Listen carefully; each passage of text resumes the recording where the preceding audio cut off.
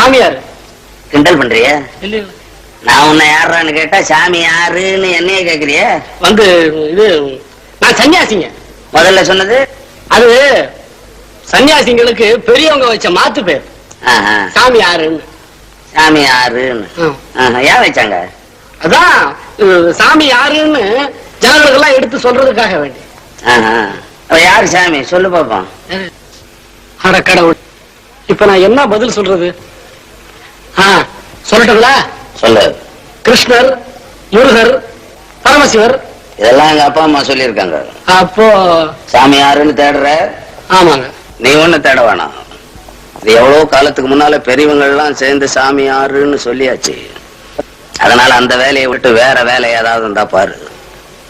ஆமா, சாமிக்கு என்ன வயசாச்சு?